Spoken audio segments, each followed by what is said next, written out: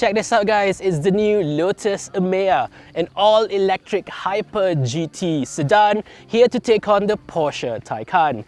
We're here in beautiful Austria to test the car out before it comes to Malaysia very soon. But before you check out the checkbooks, let's find out what the car is all about, see how it drives, and most importantly, see if that important Lotus ride and handling magic is still here, despite this being a big and heavy EV. Let's go.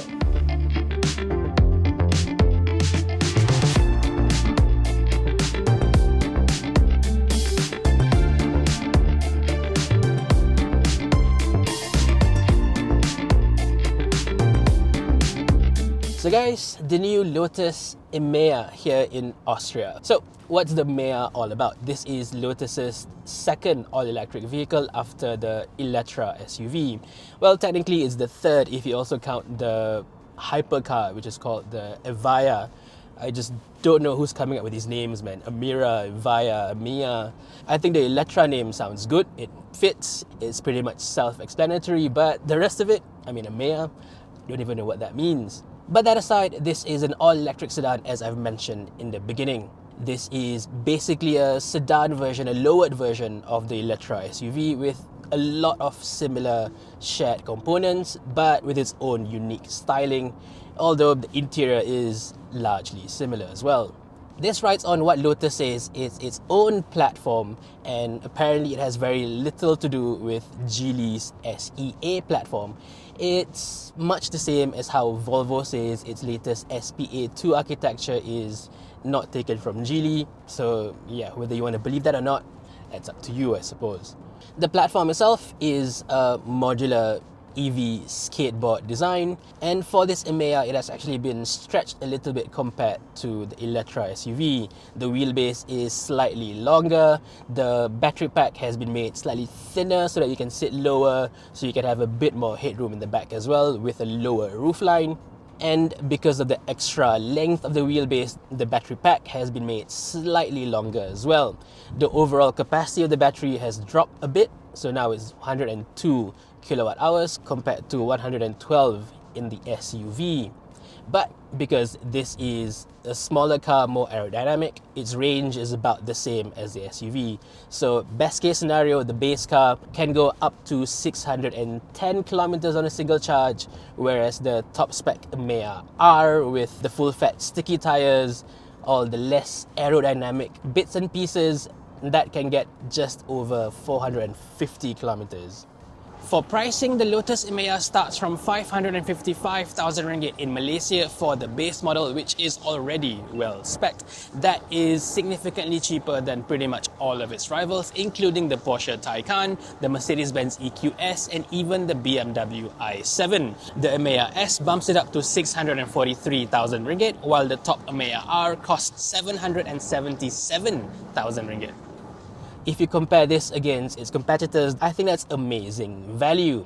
I mean, an i7 is a big luxury sedan, sure, but compare this to that, this is a proper sports saloon. This looks way more prestigious, I think. It looks far more special. So pricing wise, I think Lotus has got it spot on for the Malaysian market. How the consumers will respond, whether they would prefer this over the Electra SUV, we will have to wait and see. Choosing between the two, I think it's just purely down to your personal preference. The looks on the outside, this to me looks better. It's for sure less extreme, less bulbous, less rounded than the big and fat Electra for sure. The front looks sharper, the signature headlights at the front looks really cool, although of course the actual headlights themselves are sort of hidden within the bumpers, within the black portions of the styling elements. This being a modern Lotus, you get plenty of carbon around the car, on the lower lip, the side skirts and the rear diffuser, and most of that will be optional. As standard, most of the stuff will be just plain piano black finish, and beyond that you can have the extended carbon package as well if you're feeling a little bit extra. All these options are going to cost you a lot of money, mind you, so yeah, you do have to be careful with the options list. One thing I will mention though is that the front styling doesn't seem to match the rear so much. Well, the front is a lot sharper. The rear seems to be just another copy of the Electra. A little bit generic, a little bit too close to what we've come to be used to with all these, many Chinese electric cars. So it's not quite a cohesive design if you ask me. But like I said, it still looks far more special than an EQS and a BMW i7. Whether this looks more special than a Porsche Taycan, again, it's going to be up to your own personal preference, but I think to me, I'd rather be seen in this over the Porsche. And just like the Electra, there's plenty of aero trickery going on here as well. The active grille at the front still opens up whenever it needs it with flower petal design, or like a missile silo, whatever you want to call it. That is there to be a bit more efficient. Beyond that, you've also got an active air dam at the front. You can't really see it because there is no demo mode for this feature, but if you go up to speed above 100 kilometers per hour in the right driving modes, you'll see a little bit of a air dam coming from just under the bumper. This reduces the amount of air going under the car, and it helps to cut the drag so you can get extra range. The same thing happens in the rear as well. There is an active diffuser, similar concept. At speed, it will sort of lower down the car. You get extra range with that too. At the top, you will see an active spoiler. This is, according to Lotus, a class-leading feature because it's quite a bit wider than the one in the Electra.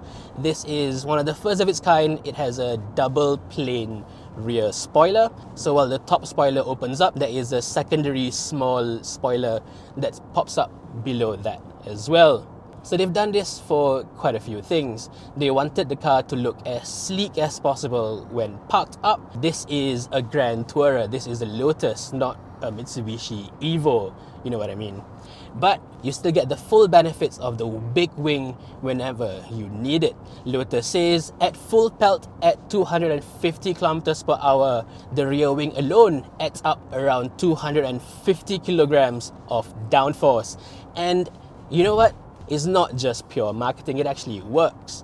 On the highways, on the German autobahns, you can take it up to 250 or 256 kilometers per hour on the Emeya R, and is really one of the most stable, one of the most comfortable cars that you can drive up to those speeds. It is absolutely amazing. The refinement, the stability, the comfort, it really is in a class of its own, I think. This being a Lotus, aero trickery is in its blood, of course.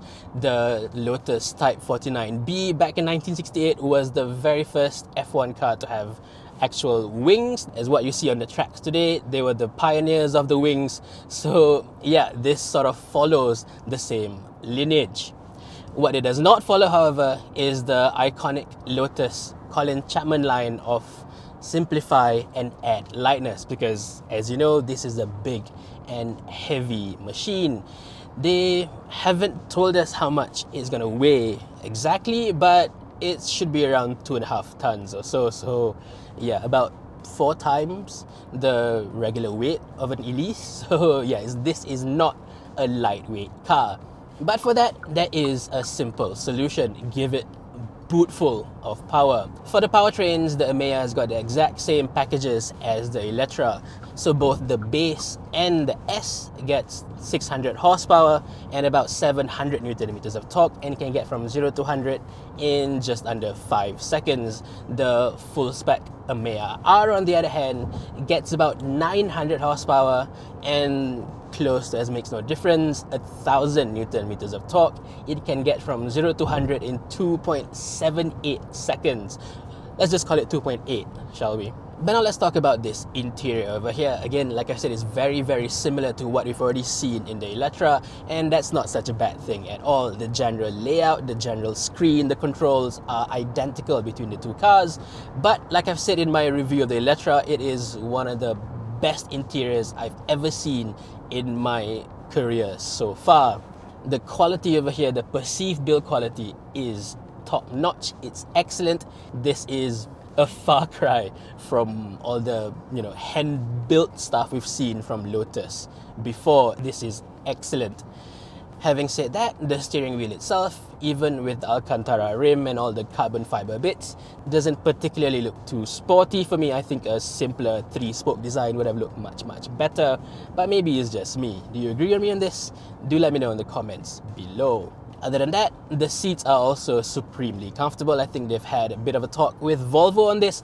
It's very nicely supportive. The shape is really good. You can control the lumbar, you can control the side bolsters, and despite being a single carbon back design, the shape is brilliant. It fits both thin and, you know, people of my size as well.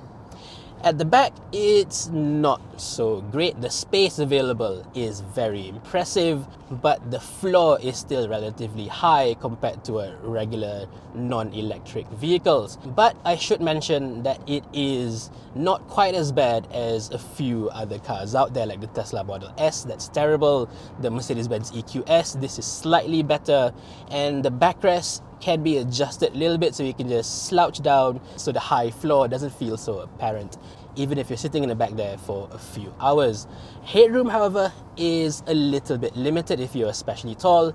I am only 167 centimeters tall, and with this silly hair I've got going on, I've got about an inch of headroom left. If you're quite a bit taller, you might hit the headliner a little bit, but you can always slouch down and then it gets more comfortable.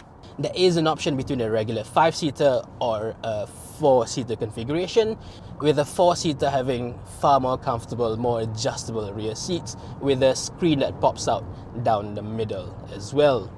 Speaking of screens, there's plenty of them in this cabin over here. Like I mentioned in the Electra review, everything works fairly well. The graphics look really good and it's very slick as well. It runs on Unreal Engine, it looks really nice. But the interface, yeah, I think it can be better. The thing I hate the most is the fact that to adjust the aircon vents requires you to go through the screen, press a couple of buttons and then drag and drop where you want the air vent to blow. Yeah, I don't think I'm ever going to be a fan of this kind of features. And this is the same in the back as well. You've got a center screen in the middle and you have to reach forward, quite far forward, to adjust the aircon vents. Yeah, far from ideal. At the front on the left, you can see that this car is fitted with the optional digital mirrors. I'm still not a fan of that. I mean, I've driven quite a few of these cars with such a feature, but every time I look at the side, I'll still be looking at the stock rather than the display further down. So yeah, I think even if you do get used to the placement of the displays, I don't think the displays give you enough of a sense of depth, especially when you want to change lanes, you want to see whether you have passed the car enough. I think it can be a little bit dangerous. But having said that, I've also been told that using the regular mirrors will cut your range by quite a fair bit, so yeah, you do have to juggle that with you. Other than that, a big highlight is the KEF sound system. There are a few levels available here. In the 5-seater version, you get 15 speakers, what they call a level 2 system. But if you choose a 4-seat configuration, you can get a far more powerful 23-speaker, 2000 watt system. This is the KEF reference premium audio system. It's one of the absolute best sound systems I've ever heard in my life. Trust me on this, it's marvelous. Now on to what it's actually like to drive. I've already mentioned the base to Emeyas gets from 0 to 100 in about 5 seconds, 4 and a bit seconds, and that's plenty enough performance for everyone really. I don't think anyone would need any more performance than that. If you do, there's always the Electra R, which is quite a bit more expensive, but that goes from 0 to 100 in 2.8 seconds. The difference between the two is the rear motor. For the R, you get a much bigger, more powerful rear motor for a bit more of a rear biased balance, and it also adds on a 2-speed transmission. But this so-called transmission, it doesn't really work how you'd think it would, because most of the time it just runs on second gear. It's only when you go for full throttle launches or you ask for a full throttle at sort of lower speeds below 100 kilometers per hour, only then will it jump into the first gear to give you extra torque to push the car off slightly faster. Most of the time though, you will be in the second gear. This works in a very similar way to the Porsche Taycan as well. So far, one of the very few EVs with such a 2-speed driving system. Beyond that, all Emeyas are all-time all-wheel drive. Both electric motors are powering all 4 wheels at all times. Between the two, the R is clearly the more explosive, but yeah, I'd rather much take the higher range of the S and the base model rather than the much higher performance but significantly lower range of the R. If you ask me, there's actually very little reasons why you'd actually need the R. The S is just as fast most of the time, and it handles just as well too. All Emeyas get a standard air suspension system that's on all 4 corners, and this apparently reads the roads at up to 1,000 times per second. Now that sounds like something Jeremy Clarkson would say on Top Gear, but in reality, I guess it reads how the tires, the dampers react to the roads, and it will make certain calculations and certain adjustments every now and then. Lotus says it doesn't want to do too many changes too quickly because then the car will ride a little bit too jittery. I'm very sure they've fixed certain quirks of the Electra, which when driven in Malaysia through our very bad roads, I felt the ride was a little bit too busy, a little bit too jittery as well. This seems to have smoothened out quite a fair bit. Mind you, we are driving the Electra S right now with the biggest 22-inch wheels and rubber band tires. But yesterday we were driving the R with the 21-inch wheels, and that felt a little bit more supple. The base Emeya with the 20-inch wheels will be the most comfortable of the 3, and I think that's going to be the one I would choose if it was me buying this car. It also helps that the base 20s look pretty good on the Emeya, where they look properly terrible on the Electra.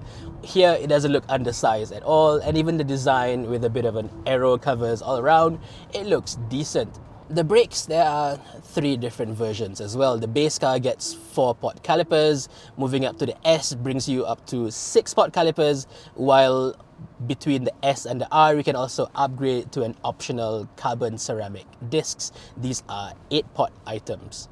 Speaking about the brakes, yesterday on the R with the carbon ceramics, I felt like the transition between the brake regen and the physical disc seemed to be a little bit jarring. I think the transition can be a little bit more seamless there, but by and large, it's still one of the better braking systems in electric vehicles. Back to the handling, I really can't say much because this is a foreign road. I'm driving on the wrong side of the car, wrong side of the roads as well, so this is not a familiar terrain for me.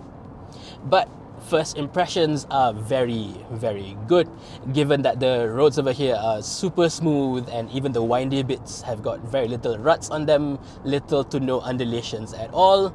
First impressions are extremely positive. What really jumps out to me is the ride quality. It's amazing. This rides about as well as a Mercedes-Benz E-Class. That is amazing. It's not quite S-Class levels, it's not quite that level of, floatiness, but I think this really rides properly well. This rides way better than, say, a Mercedes-Benz E63 AMG, which, by the way, is quite a bit slower than this one. Even on silly wheels with rubber band tires, this still has that level of suppleness that you'd expect from a luxury, premium, high-end vehicles, and this definitely delivers on that part. In terms of on-the-limit handling, the R can be had with the active anti-roll bar system.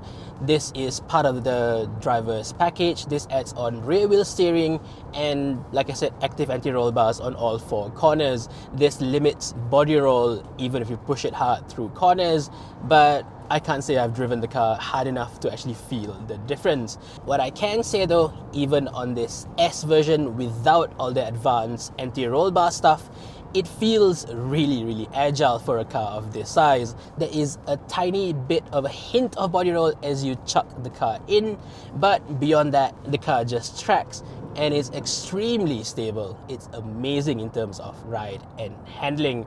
Like I said in the beginning, that sprinkle of Lotus ride and handling magic is still present over here. It's even perhaps better here than in the Electra. Of course, this is not a lightweight, low to the ground, mid-engine sports car by any means, but compared to, say, the BMW i7, again, the Mercedes-Benz EQS, this runs rings around those two. I still don't think it's quite as engaging as a Porsche Taycan. That is the top of the class still, but clearly this is a much bigger, less sporty car overall. I see this as an alternative to the i7s, the EQS, perhaps even the regular S-Class back home in Malaysia. The EVs being completely tax-free, it really does give the Emeya a huge advantage in terms of pricing. The fact that you can get a base Emeya for less than a Mercedes-Benz S-Class, I think is absolutely amazing. What's also outstanding is the refinement of this thing. Out here in the German autobahns, you can drive it up to 200, 250, and there's hardly any tire roar coming in. Now, the Emeya R that we were driving yesterday rode on very sticky, almost track semi-slick tires. There was a bit more tire roar coming in, but now that we are on Michelin Pilot Sport EV, it's almost pin drop silent. I'm going 110, 120 kilometers per hour. There's zero wind noise coming in. There's absolutely no tire roar coming in. This is as serene as electric GTs get. Wind noise does come in at around 140, 150. That's to be expected, really. But you know what? As a car that can maintain such a high speed over a long distance, a proper GT, this again is one of the best out there. Also, as a GT, its super fast charging speeds is also impressive. This has slightly newer battery chemistry compared to the Electra, so it can go at a slightly higher DC fast charging rate at up to 400 kilowatts right now, and that can get from 10 to 80% SOC in as little as 14 minutes. According to Lotus, you can get around 300 kilometers of range in just 10 minutes. That's, of course, the benefit of having a proper 800-volt electrical architecture. It puts less stress on the batteries even at much higher charging rates. It doesn't really heat up quite as much, and it can sustain a very high charging curve as well. According to Lotus, going from 10% to 80% SOC in about 14 minutes, the average charging rate is still over 300 kilowatts. I can't think of any other EV out there that can sustain such a high rate across a long time. So 14 minutes, 15 minutes, call it 20 minutes at a rest stop along the highways. That's hardly enough time to take a coffee. So even if you're planning a cross-country trip with this car, that kind of charging speeds, if you can find a fast enough charger, I think it's more than fast enough, really. So to summarize, I think the Emeya is a brilliant car. It does have its quirks. I don't think the design is quite as cohesive from the front to the back. I'm still not a big fan of these digital mirrors over here. But beyond that, this is a properly accomplished GT EV. This rides really well, it's super stable even at high speeds, the performance is super impressive, and it still drives like a Lotus. That steering feel, that agileness is still there. It's nothing like an Elise really, but if you compare it against pretty much other cars in the class, except perhaps the Taycan, this is one of the most dynamic cars out there. So with Malaysian pricing, I think this is going to do really well. Between this and the Electra, I think I might just go with this one. Do you agree with me on this? Do let me know in the comments section below. For now, thank you for watching everyone, and stay safe.